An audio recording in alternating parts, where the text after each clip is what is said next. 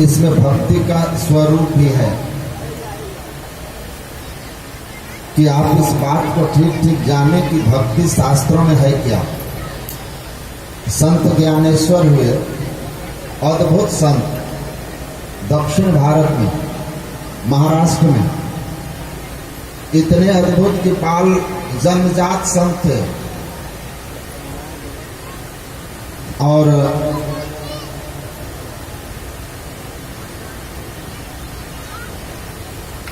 उनकी बहुत महिमा प्रसिद्ध है महाराष्ट्र में।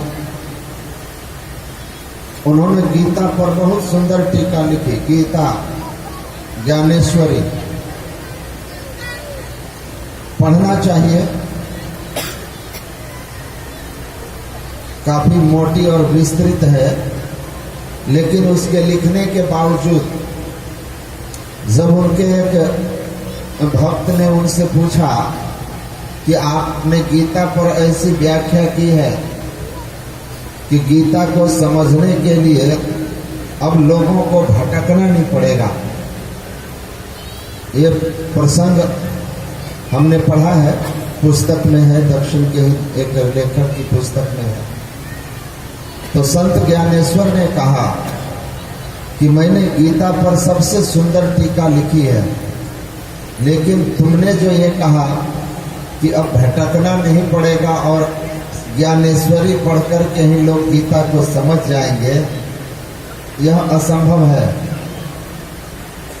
हाँ, जितना लोग गीता को अपने से पढ़ के समझते हैं उससे अब ज्यादा समझेंगे, लेकिन गीता के पूरे मर्म को कोई पढ़ के किसी लेखक के, किसी संत की टीका समझ जाए, ये असंभव है।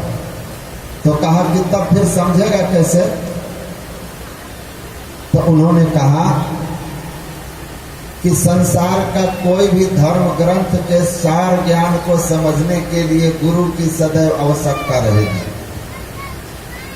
इसीलिए भगवान कृष्ण ने अर्जुन द्वारा तत्व के संबंध में, परम तत्व परमात्मा की जब उसने जिज्ञासा व्यक्त की, तो भगवान कृष्ण ने कहा तद विद्धि प्रणिपाते न परिप्रश्ने न सेवया उपदेक्षन्ति ते ज्ञानम ज्ञानिनस् तत्वदर्शिनः।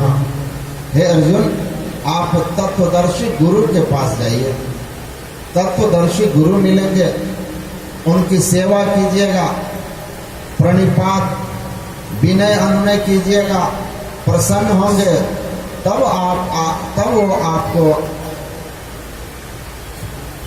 परमात्म तत्व संबंधी ज्ञान उपदेश कर देंगे कि किस तरह इस परम तत्व की अनुभूति होगी। तो उन्होंने कहा कि यह संभव नहीं है कि आप किसी भी ग्रंथ को पढ़ करके और उसके मर्म को समझ जाएंगे। इसलिए कहा हमारे जितने भी धर्म ग्रंथ हैं, दुनिया के जितने भी धर्म ग्रंथ हैं, वेद पुराना, वे पर्वत की तरह हैं, खान हैं। उसमें जो परमात्मा के संबंधी ज्ञान है वो खान की तरह है, ग्रंथ पर्वत हिमालय की तरह है। लेकिन उस खान में जो भक्ति की मणि छिपी हुई है,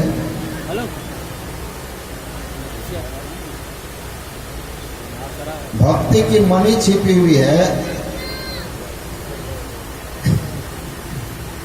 वह भक्ति मणि बिना किसी मर्मी सज्जन उस के भेद को जानने वाले, उस भक्ति रूपी मणि के भेद को जानने वाले संत, उनके शरण में जब तक आप नहीं जाएंगे तब तक आप इसको नहीं जान सकते।